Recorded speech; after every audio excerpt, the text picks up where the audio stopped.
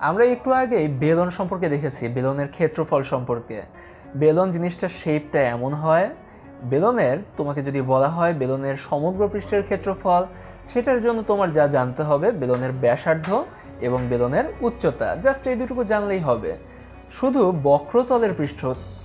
বক্রতলের ক্ষেত্রফল অর্থাৎ এই পার্টটুকু উপরের দুইটা অংশ ছাড়া তার ক্ষেত্রফল হয় 2πr/h, আর পুরোটুকু মিলে যদি ক্ষেত্রফল বলা হয় সেটা 2πr/h+r, অর্থাৎ এটার ভেতরে এই উপরের যে বৃত্তটা আছে নিচের যে বৃত্তটা আছে দুইটা একসাথে কাউন্ট হয়।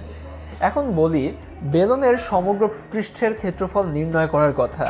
আমার কাছে দেওয়া আছে কি 5.5 সেন্টিমিটার ব্যাসার্ধ আছে। ব্যাসার্ধ তাহলে ব্যাসার্ধ r সমান 5.5 সেন্টিমিটার। উচ্চতা কত? উচ্চতা h সমান 8 সেন্টিমিটার। তাহলে বেলনের সমগ্র পৃষ্ঠের ক্ষেত্রফলের সূত্রটা নিশ্চয়ই আমরা জানি। পৃষ্ঠের ক্ষেত্রফল সেটা কোনটা, এটা না এটা? চিন্তা করো, একটু আগেই বলেছি এটা হলো গিয়ে সমগ্র পৃষ্ঠের ক্ষেত্রফল, যেটা বড় বেশি, 2πr/h+r। আমরা বসিয়ে দিই 2π, r এর মানটা কত? 5.5, h এর মানটা 8 প্লাস আবার 5.5।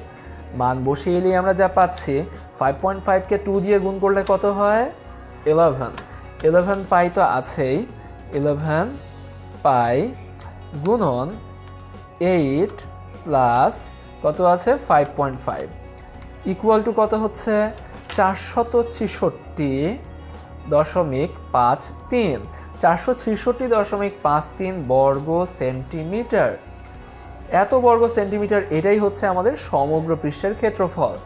তাহলে দেখো, যে কোনো যদি তোমাকে বলা হয় সমবৃত্তভূমিক বেলনের, তোমাকে যদি বলে যে সমগ্র পৃষ্ঠের ক্ষেত্রফল অথবা বক্রপৃষ্ঠের ক্ষেত্রফল, তুমি সহজেই বের করে ফেলতে পারো যদি তুমি ব্যাসার্ধ জানো এবং উচ্চতা জানো।